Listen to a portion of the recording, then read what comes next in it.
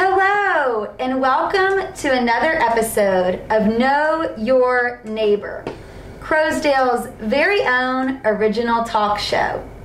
I'm your host, Caroline Riskowich from Life Enrichment.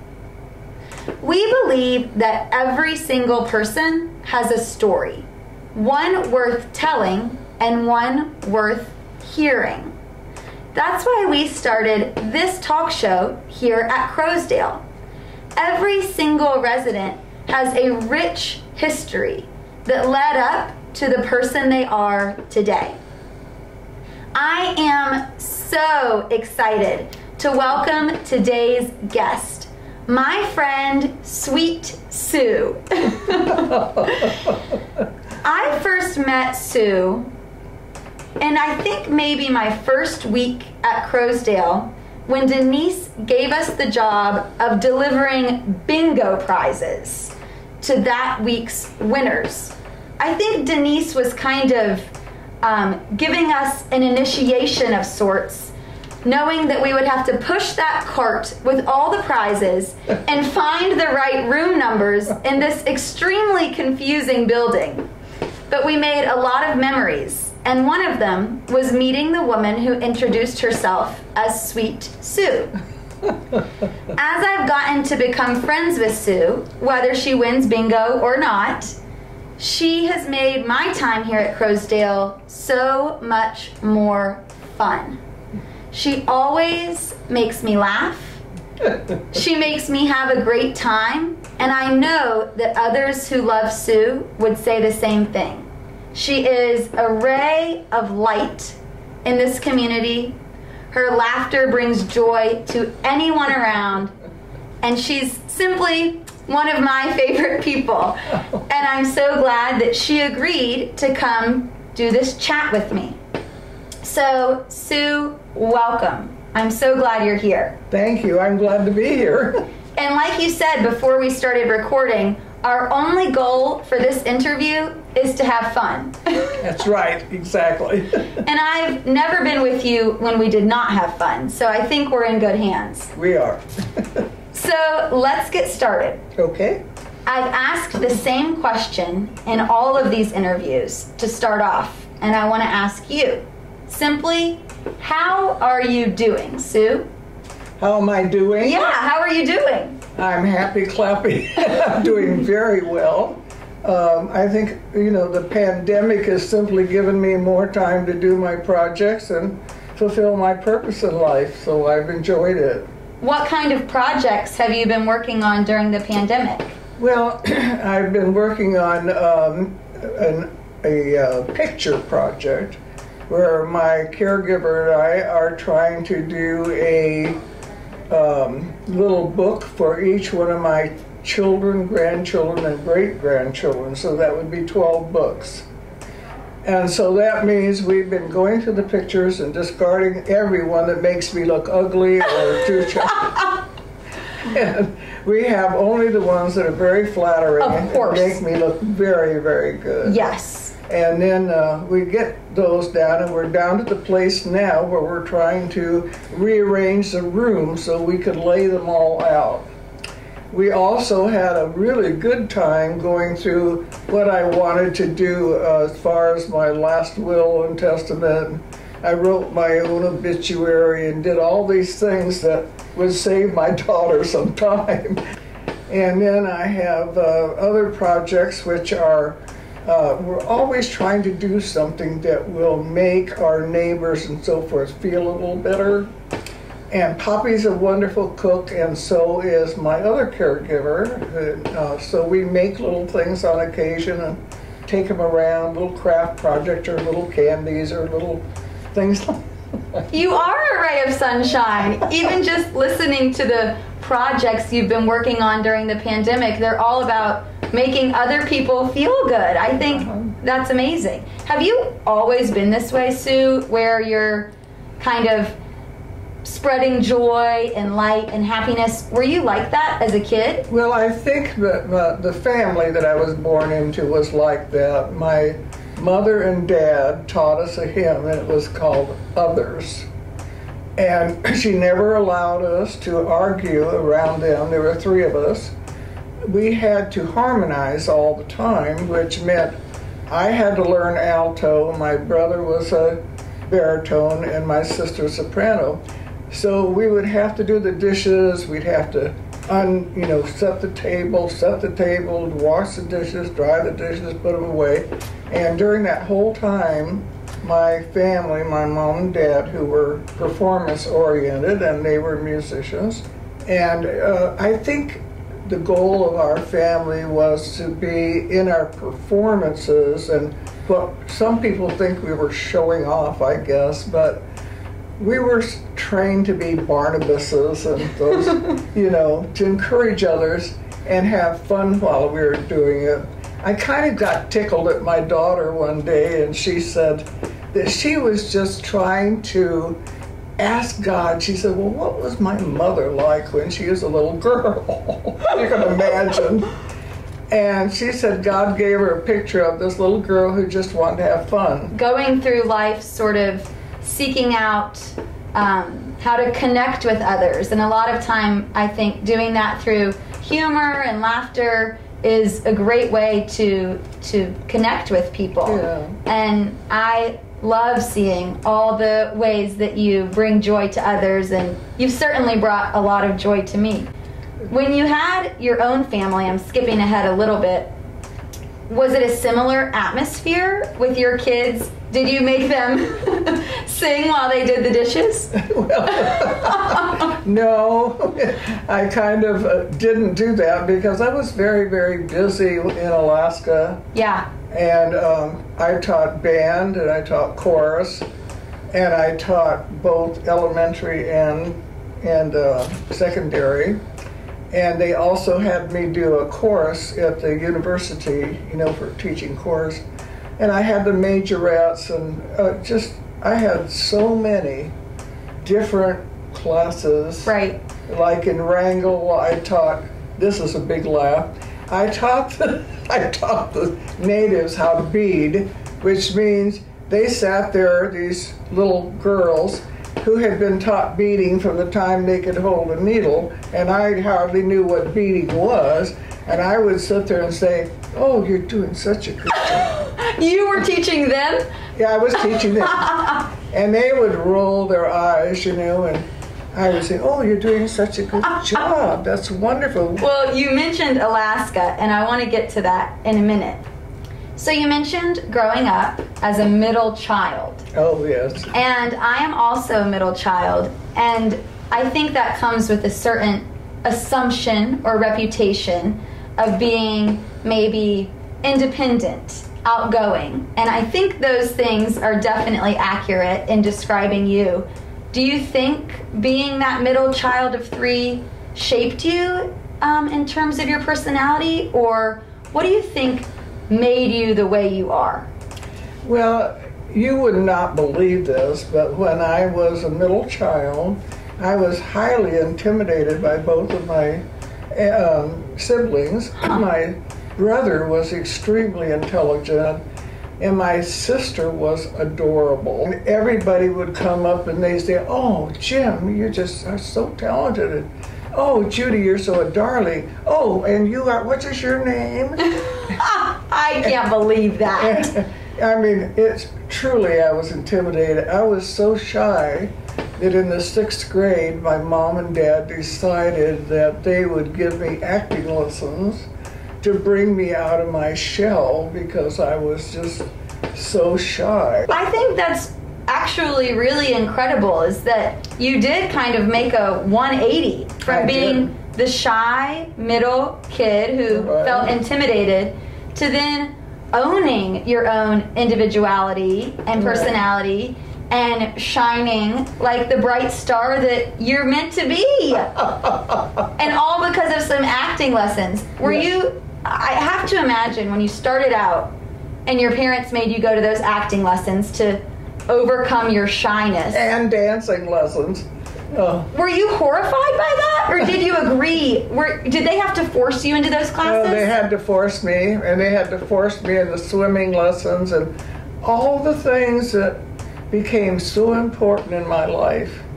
they had to force me to do it. And my parents did everything to bring me out of that. They had me take piano all my life. They saw that I wasn't comfortable with having friends, and a lot of friends. I had one best friend. So my mother made sure that I learned how to play the cello beautifully, and I learned to play the string bass, and I learned the E-flat tuba, and I learned the sousaphone, and she said all of these things, since you're not social, are going to end up being something that you can use in life.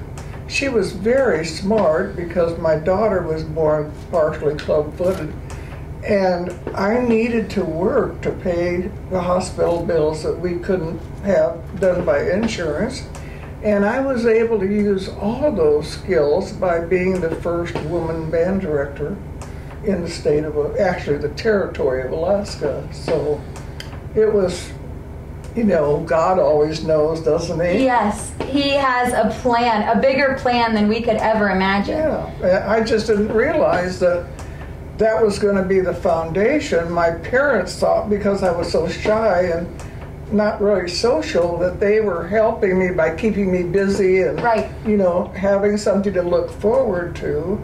And in essence, years later, I used everything that they taught me. That is such a neat timeline, thinking of you being a shy little girl, which none of us can believe now, and then being forced by your parents into singing and dancing and acting lessons and learning musical instruments. That helped you blossom. And then even had a big impact on your life as an adult, like you said, doing those things professionally, to help support your family financially. And I don't know if you caught this, but Sue casually and humbly mentioned that you were the first female band director in the territory of Alaska? Yeah. So how did you end up in Alaska? Walk us through sort of your life from college and then on from there. Give us the Sue Miller story. I was 16 in April and graduated in May, and we had moved to Dallas, Texas by that time, and so I lived on Lover's Lane. Isn't that great? Oh, where you were meant to be, baby. Meant to be. Yes. There. And I was 2 blocks away from Southern Methodist University. So when I was just barely 16, I went to college. And all of that social environment was kind of beyond me. Although I did join the Delta Zeta sorority, but I really shrunk back from that unless I was entertaining. Okay. You know, and as long as I was entertaining somebody, I could kind of get out of this, I'm way too young to be here. Right. Thing, you know. But I did work very, very hard and I graduated magna cum laude at 20. And so then I took a job. I was a little young for anything. I couldn't find anything, but during that time, I became very active in my church, and I wanted to be an educational missionary. So what I did is I majored in education with a minor in religion. But when I got out of high school, out of college, I found out that my father died at 53, age 53, and so I couldn't do the missionary thing. I had to go to work. Okay. And earn some money. So I worked a short stint at the Otis Elevator Company. Okay. I always get an elevator loaded with people, and I'll be very quiet. And I'll say, "Did I ever tell you I worked in the claims department?" Otis Elevator. It's a joke, you know. People will look at you. Yes, you gotta have that elevator humor. That'll carry you through forever. But anyway, Southern Methodist sent me, they found a job for me in Alice, Texas. Okay. And Alice, Texas is what we call it LBJ country, you know, from Lyndon Johnson. Right. And it was King County and all that. And they sent me to a 6th grade position in Schallert. Well, I was there just 1 month, and I loved the 6th grade, and I was already planning the holiday seasons with little musicals and events. I was having a great time. And at the end of September, they told me that I was going to have to go to DuBose Junior High School. And at that time, there was a group of terrorists called the Blue Suede Shoe Gang. And I don't know if any of you remember the days of the Blue Suede Shoe Gang. You probably weren't even alive. No. But it was largely a Mexican group. We were very close to the border there and at Alice. And they always carried shiv knives, and they always had fights, and it was very scary. Well, anyway, this little divorcee could not control the class of 9th graders. And so I remember the principal of Schallert coming to me and saying, now, Sue, he said, they have asked me to send them the biggest, tallest, roughest teacher we've got. Now, is that a compliment? Definitely, definitely. So they told me the situation with this gang, and they said, no, in order to teach them, we have to have you meet them at the door and tell them that they have to take their shiv knives and put them on your desk, and they'll get them at the end of the day, because I was their homeroom teacher. No. Scared me to death. I was just 21. I was 20 years old. And they said, when the thing is over with, the day is over with, then the kids will come to their homeroom and pick up their shiv knives, and you have to walk them out to the end of the school property. Now, what they do to one another at the end of that property is their business. Right. But not on school property. So I was sitting there shaking in my boots, and I was 5'8" at the time, so I bought these 3-inch spiked heels. Very intimidating. You know, and I spread myself up much as I could to deal with that particular group.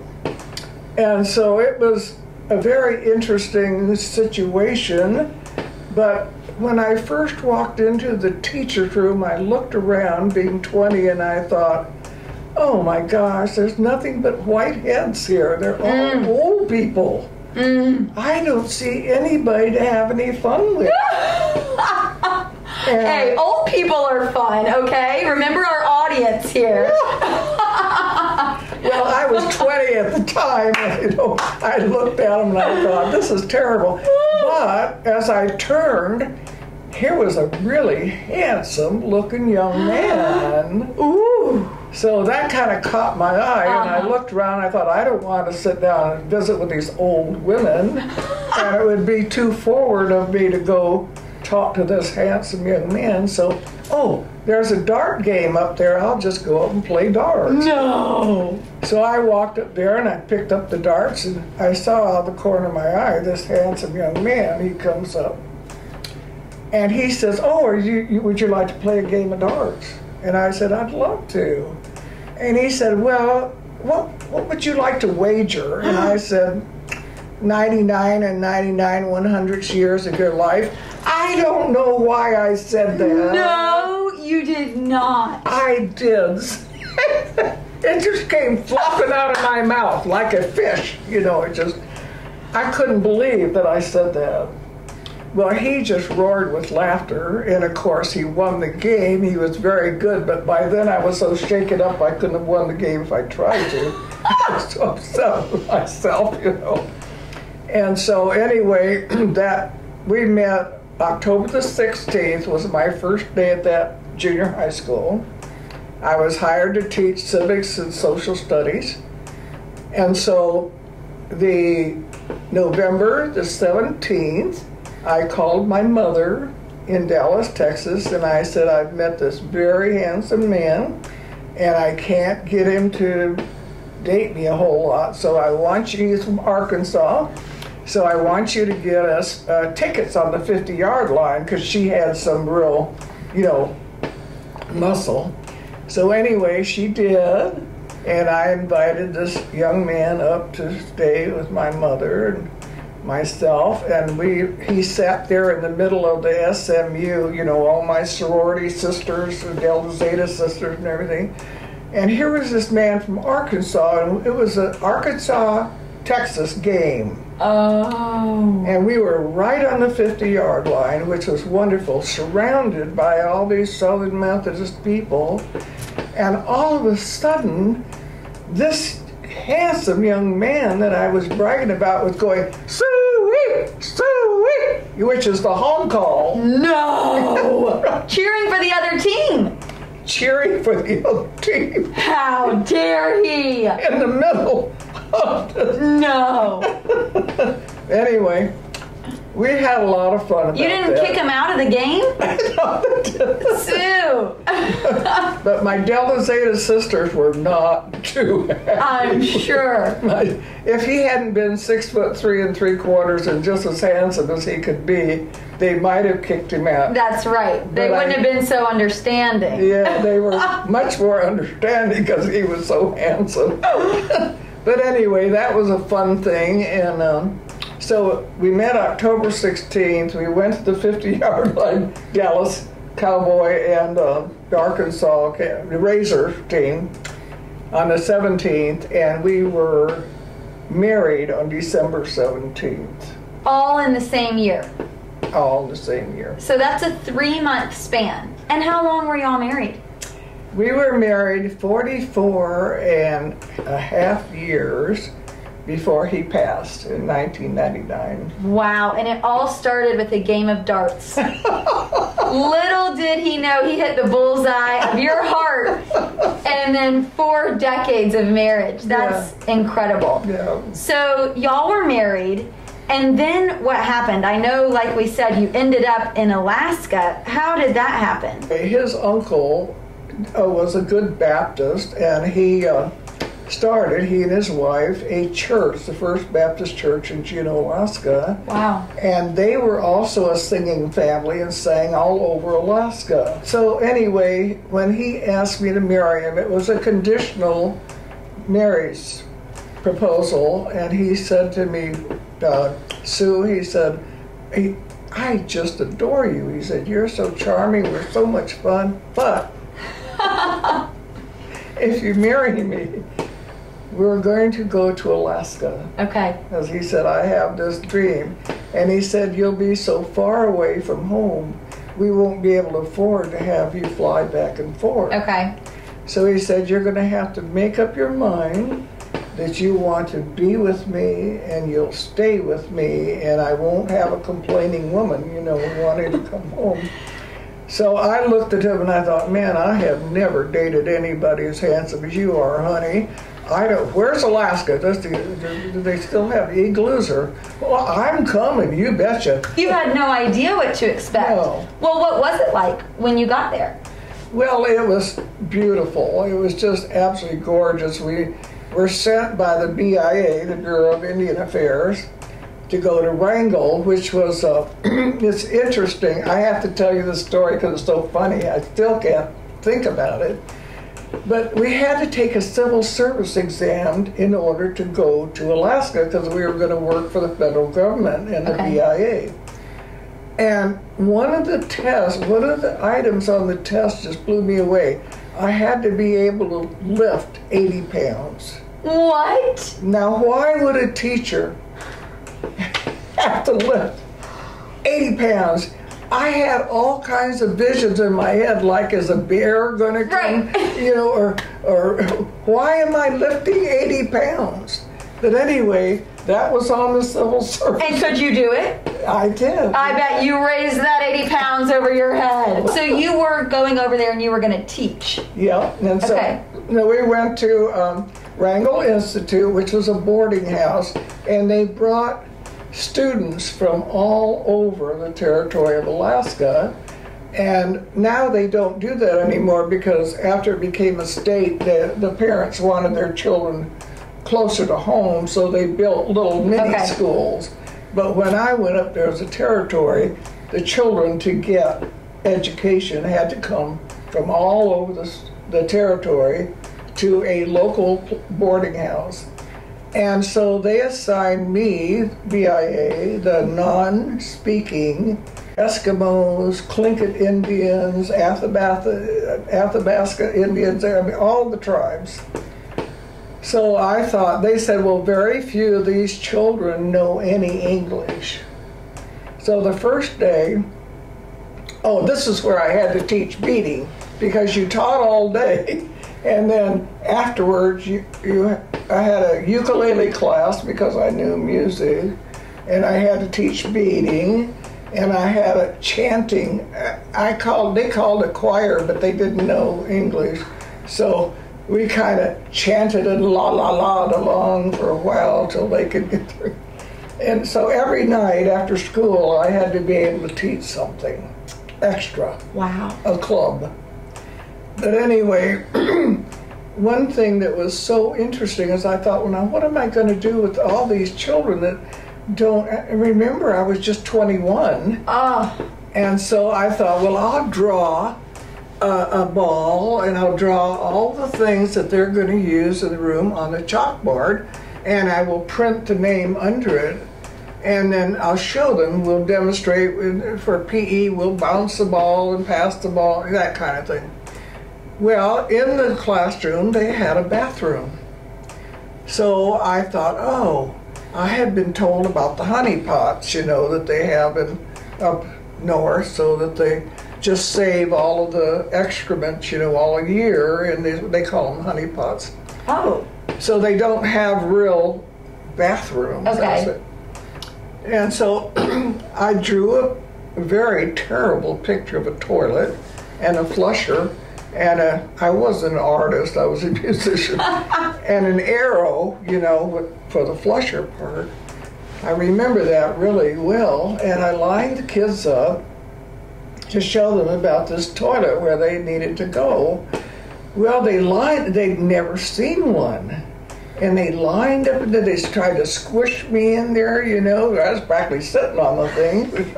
And so, anyway, I said, now, flusher, flush, and I showed them how to, oh my goodness, they watched that water go around, the ones that could see it. Yeah. And they were trying to push the other kids out of the way to see it. Every kid in that classroom had to flush the toilet. That's all we did all day. No! I didn't get to teach them about the ball. I didn't get to teach them about the ocean. I didn't get to teach them. They flushed the toilet. It was just, it drove me nuts. But they'd never seen a working toilet before. No. Oh my gosh. And I had all these shells, and so one of the children came to me and was crying, and I finally, through sign language and getting an older child to help me, found out what was happening is that their parents were sending them gift packages from the north country, and the older kids were stealing the contents. Aww. And so these little kids were just really upset. So the older girl that I asked to help me figure out what's going on, she said they're asked if they could bring their packages and put them in on your shelf. I said, sure, of course. We'll just let them have their little treats here. Oh my Lord, I didn't know it was jellied salmon that had the way they bury the salmon, Anyway. So your classroom became a storehouse for jellied salmon. Jerky, salmon jerky, all that. And actually, I felt terrible about having to go back on my word, but I just... and defumigate the place. It was just terrible. So. Oh my gosh. So I just wish I could have seen all this in real time. I would have loved for them to have made a documentary of Sue in Alaska. I can just picture these scenes. It does sound like something out of a movie. It really does. Yeah. Well, so how long did y'all stay in Alaska? You had 2 kids there, right?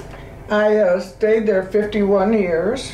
Oh my gosh. My husband passed in 1999. I rented a small apartment after he passed, and I was feeling sick.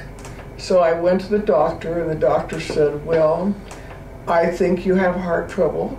So I called up the Rice House, and I said, I have $15,000. Can I, find out about my heart? Because the owner at that time was a world-renowned cardiologist. Wow. Of the Rice House.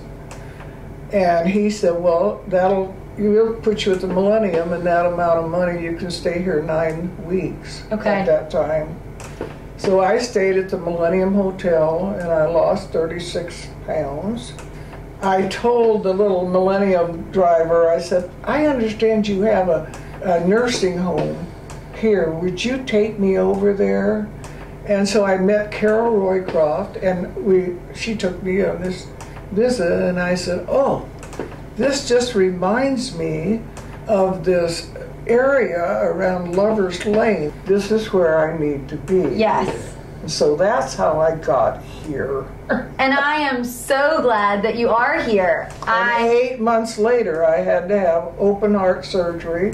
And interestingly enough, there are only 3 doctors in the whole United States that do the kind of surgery that I needed for my heart. It was some kind of complicated thing. And one of them was at Duke. His name was Dr. Glauer. Wow. And people, when I came here, they said, well, how did you get here? And I would say, God. And they would look at me so funny. But I believe he knew I was going to have open heart surgery. And he knew there was only one of the 3 doctors at Duke. Right. And he told me, Dr. Glauer, I didn't even meet him before the operation. I was in such bad shape. He said, well, I put a bovine valve in there. I said, a bovine valve? He said, your aortic valve is now a bovine. I said, isn't that a cow? And he said, yes. And I said, Dr. Glauer, I said, I'm too old to give milk. He just died laughing. You do make everyone laugh, and you do lift everyone's spirits. And you've done so much. I'm thinking of you with those gang members, teaching them when you were in your early 20s, and then teaching students in Alaska who didn't even speak English. And I'm thinking of myself trying to do either of those things. And it would be so easy to be intimidated and overwhelmed and just think, this is too much for me. And you not only rose to the occasion, but you've done so much. I made a little list of the Alaska Inaugural Committee. You were part of that. The Canine Crime Scene Investigation course. I want to hear more about that at some point. The early childhood education efforts for the Southeast Alaska chapter of the National Association of Education for Young Children. You also helped with the Southeast Senior Services in Alaska. How did you stay involved in so many things? Did you ever feel burnt out? Well, it's really, really interesting. I was born with a lot of energy. I really have a lot of energy. And when you don't have television and you don't have technology, I mean, when I was in Alaska, I was still learning on that big, huge, computer. Right. And it really wasn't a computer, it was a lexicon is what they called it. And so you don't realize how much time all those things take out of your day. I mean, I was doing all this stuff because I didn't have this wonderful technology, Well, I did not expect that to be your answer, but it makes a whole lot of sense. It's like now, whenever we have any free time, any downtime, we're looking at a screen, and we're looking at our tablets, our phones, our computers, the TV. And I never thought of it that way. Just think of what world-changing things you could do, and you really did that. And I don't think it's just because you didn't have technology. I think there are a lot of reasons that you, Sue, were able to do so many incredible things, and I think that's just who you are, technology or not. So I know a lot of people's lives have been positively impacted by you. And speaking of positivity, I want to ask my final question, which is, what advice would you have for people who are struggling to stay positive during this extremely challenging year? It's easy to think there's nothing to smile about or laugh about when we're in the middle of a pandemic, and it's easy to get pretty depressed and feel isolated and just blue. What advice do you have? How do you stay so positive? What's something we can do to be more like Sue?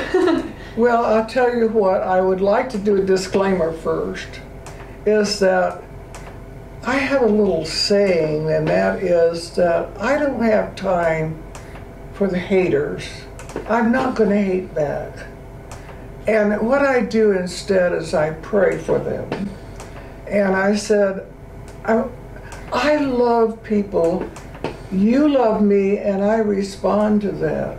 So I do anything in the world for you because you love me and I love you. And in the Bible it says to love one another, whether they hate you or don't hate you.